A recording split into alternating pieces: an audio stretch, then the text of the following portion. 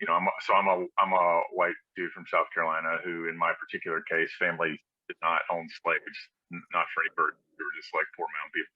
So, I think I think one of the things that Duke and I've noticed in this conversation is that it's kind of afflicted with our imaginations are afflicted by a form of casuistry. Like, can I draw a direct line to this or that? And it feels something like the equivalent of the tithing leaves, you know, sort of thing that we see.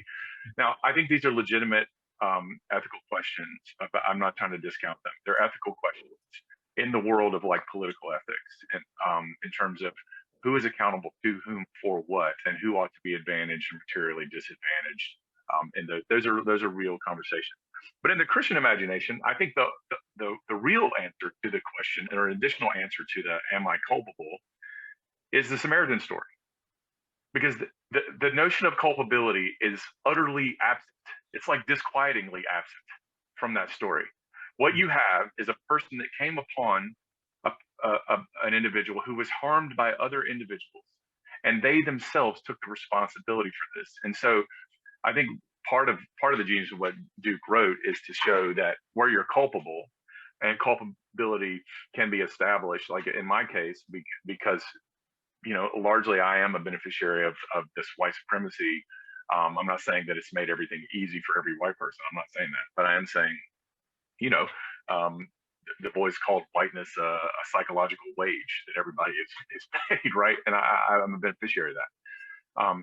But even where I'm not culpable, the moral vision is of moving into places of pain. And so one of the most disconcerting things about this whole conversation for me, culturally speaking, is that a missionary community's first response to pain is this my fault? Right. And I'm thinking, I cannot think of anything less indicative of a missionary mindset than that question.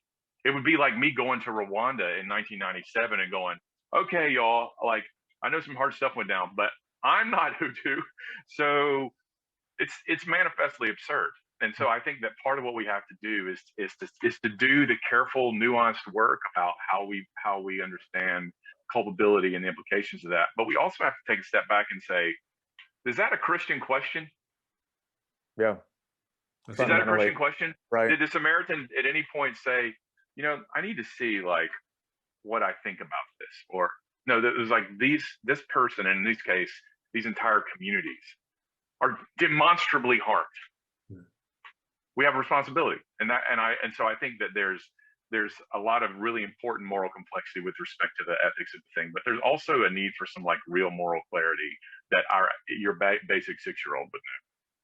And right, and I think you're right on, Greg, that there's this fundamental lack of of missional integrity.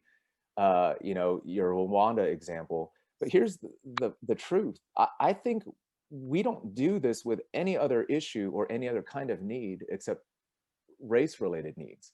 I actually think there is demonstrable generosity and quickness to care for wounds and without asking this question of personal culpability. But when it comes to racial wounds, thefts, robberies, we get kind of bent out of shape. And I think we collectively respond differently to this issue than we do others. And in our context, differently than we would in other contexts. There's no question about that, because like I can hand out Thanksgiving turkeys, and it doesn't require any sort of like movement of renunciation on my part. I think the what I sense in this conversation when it happens about, well, I didn't own slaves, is a need for exoneration.